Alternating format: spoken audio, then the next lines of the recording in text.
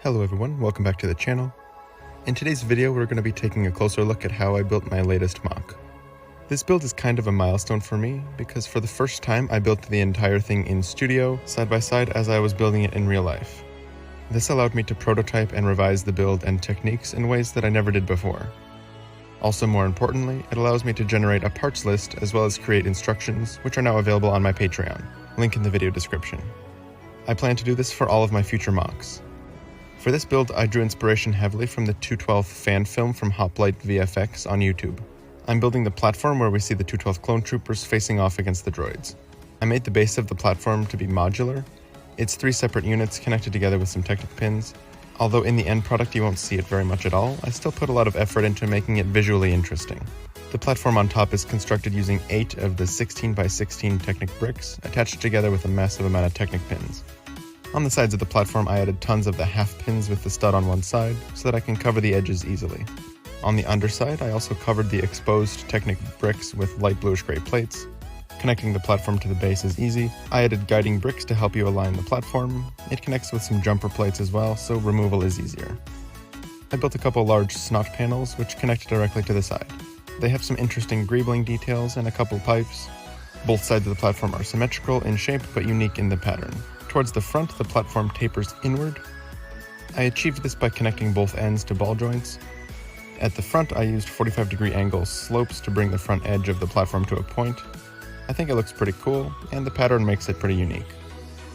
On top, I knew the entire thing would just be a boring gray mass, so I tried to counter that by alternating the 2 types of gray, along with wedge plates to create patterns, adding a mix of tile and studded areas, and of course lots of 8x8 grid plates. In the end, it's still a gray blob, but at least it has some texture and detail included. In this video, I also want to try something new, where I'll answer some questions in a Q&A kind of format during my videos. The first question comes from Edward Key 64, who asks, will you make a Gorman mock? As you might know, I'm a huge fan of Andor, so the answer to your question is yes.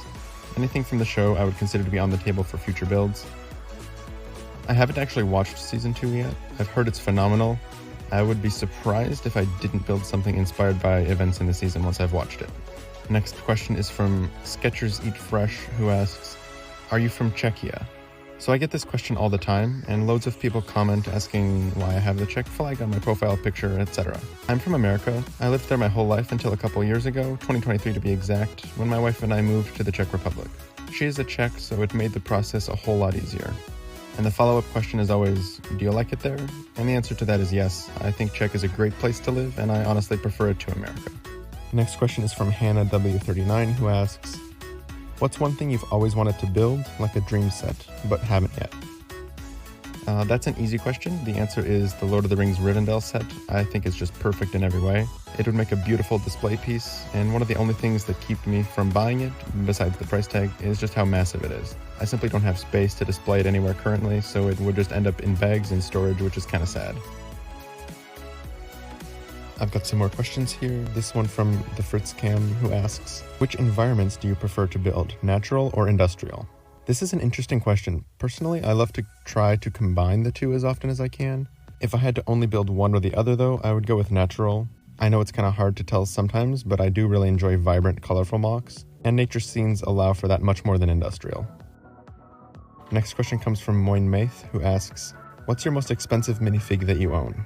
So my most valuable minifigure is actually the Phase 2 Clone Wars version of Captain Rex.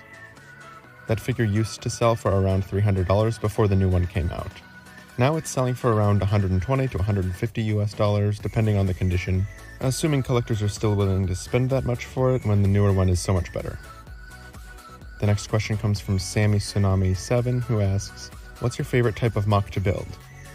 That's a hard question. I would say my top 3 are Star Wars, Medieval, and Apocalyptic. If I had to pick a top one from those 3, I would have to go with Apocalyptic. There's just something really fun and enjoyable to making something look abandoned and overgrown by nature. It's haunting, but at the same time beautiful. Moving on to the sidewalls, I really love the angle I was able to achieve with the hinge brick and the 1x2 cheese grater slopes.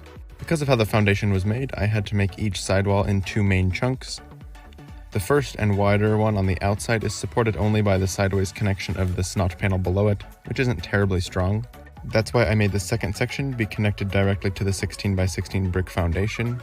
It's sturdy and hefty enough for me to trust it with the weight of the larger outer wall, as well as the main front wall and door, which you'll see in just a bit. I also added some greebling to the outside of both walls. Connecting the inner and outer wall sections was a bit of a challenge. Because of how the snot panel connects to the Technic brick, there's a really odd 1/4 plate difference in height. This means I can't connect the two using traditional snot bricks like you'd think. Instead, I had to recreate the same Technic brick to normal brick transition at the top of the wall. In the end, the solution was flawless and surprisingly simple. The gap left between the two chunks is 1.5 plates thick, so a bracket and tile together fit perfectly to fill it in at the top. Along the back, I just covered the whole thing with tiles to hide it.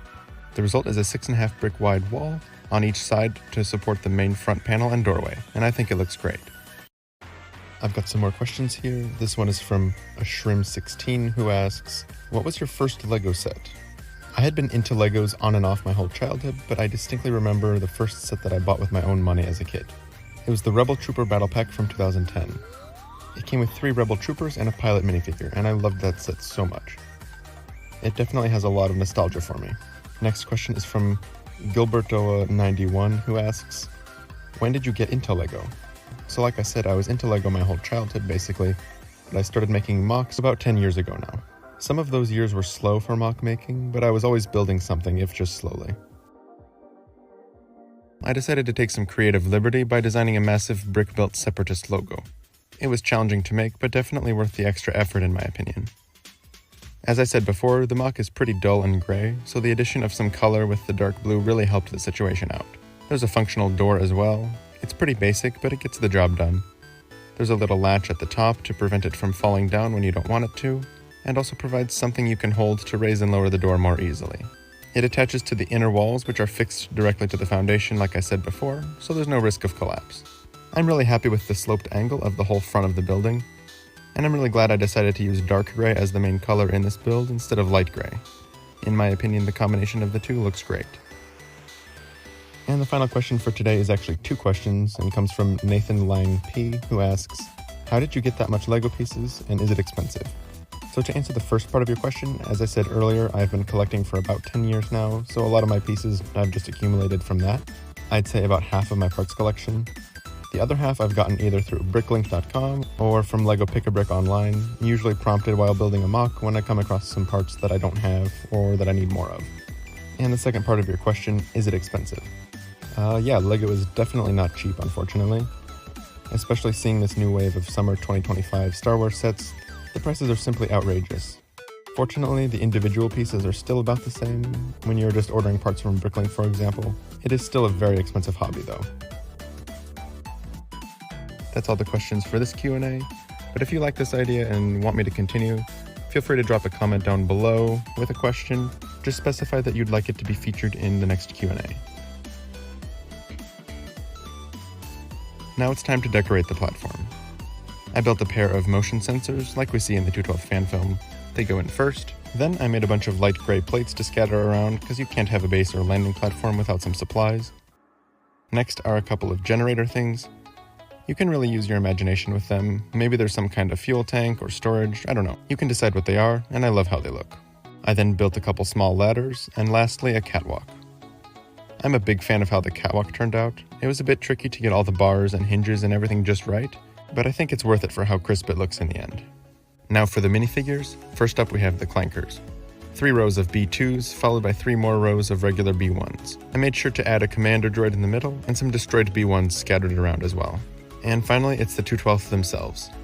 Commander Cody is in front, flying into the fray with his jetpack. Alongside him, we've got a 212th airborne trooper dual-wielding some pistols. Next up is the heavy gunner with his massive rotary cannon. I even added his blue energy shield as well. Although to be accurate, it would need to be a bit larger, but I still like it. And the last unique clone trooper is of course the sniper. I gave him micro binoculars and a scoped rifle as well. Finally, we just have a few basic 212th clone troopers. I'm sure there were a few more plain 212th troops in the video, but I thought 3 here was plenty and I didn't want to make the platform feel overcrowded. So there you have it. I really love how this MOC turned out. I chose to use 212th clones outfitted and positioned similarly to how we see them in the video, but it's not exact. The platform would need to be significantly larger for that, and I wanted this to be able to display easily on a shelf. If you'd like to build this yourself, you'll find detailed step-by-step instructions and a parts list available on my Patreon. Since you've made it this far, thank you very much for watching. Let me know your thoughts down in the comments section, and I'll see you on the next one.